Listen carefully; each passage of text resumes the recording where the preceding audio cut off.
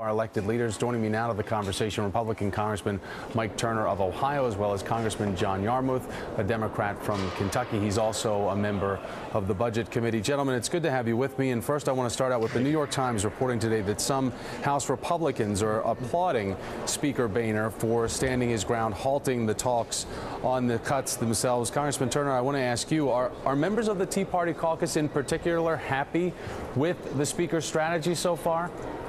Well, in the context of where we are, I mean, the president has called congressional leadership to the White House as basically props as a background to his game of sequester that goes in place with his signature today that he proposed since 2011 and is yet to put on the table a full proposal that's actionable by Congress. What people are responding to is that the president hasn't done his homework. The House has passed two bills that would replace sequestration. The Senate took up a bill yesterday which did not pass that actually raised spending. It didn't offset sequestration. And the president has an undefined plan with basic concepts. So what you're hearing basically are people's reactions to the president needs to get his homework done, and he needs to get an actionable plan to the House Congress bills, Act. the two House bills that were passed, they severely cut earned benefits, entitlements across the country for many Americans, and that's why they didn't move forward.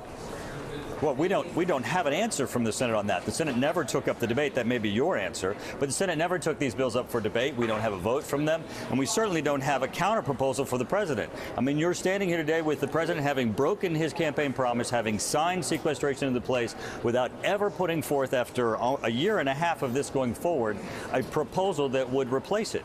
He talks in broad concepts and says that he's blaming the Republicans and the Tea Party. The fact is, he hasn't turned in his homework. The only work that's being done on sequestration in the White House is coming out of the press shop. Congressman Yarmuth, I think you would disagree with what's being said here, because when we talk about moving forward and getting out of sequestration, the main thing that the left wants to see is a debate and a compromise on revenue. Well, that's true, Thomas, but I think we're having the wrong conversation. The conversation that my colleague is having, and also that the president is having, is how to replace sequestration. We ought to just end sequestration. Nobody wanted it. Nobody wants it to occur. Now that it has occurred, nobody wants it to continue. So we just ought to replace it. The debate we're having is the same debate we had 2 years ago, that we had 2 months ago, that we had this last week, that we'll have next week, and that we'll have after March 27th. That's what we do, is decide how to spend the taxpayers' money and how much to ask them to send to the government. So this is a continuing debate, and we shouldn't get it confused with the sequester, which is a ham-handed attempt to force across-the-board cuts in a way that nobody wants. So we just ought to do our job, get rid of the sequester, and then proceed.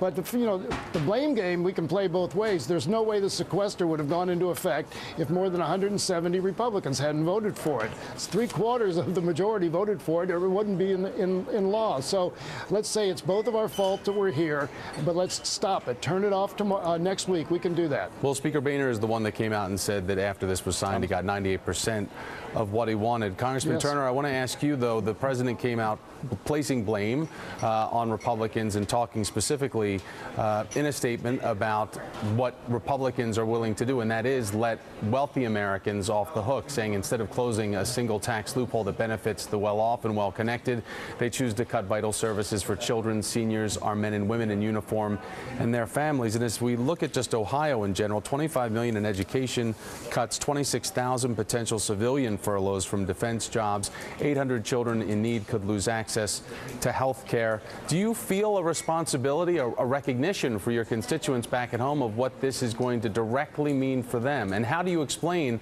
not coming up with a better solution? Well, first off, I voted against this mess. I voted against this mess from the beginning because I didn't believe the president. When he said that these cuts were irresponsible and they wouldn't happen, I didn't believe him. I believed that we'd be here, right today, with the president, by a stroke of his pen, breaking that promise to the American public and putting in place those cuts. But the problem is that the president is doing bait and switch. He proposed sequester because he wanted to continue trillion-dollar deficits. No one believes that we can continue trillion-dollar deficits. We have to have meaningful reform of spending in Washington, or our economy is simply not going to be able to sustain this. Sequestration is not the way. It's why I voted no. I believe it's as irresponsible as the president says it is. But I also voted for 2 bills that would replace it. The president has not turned in his homework. He's not put forth one proposal that can go to the Senate or the House floor. The Senate has not passed one bill to replace it.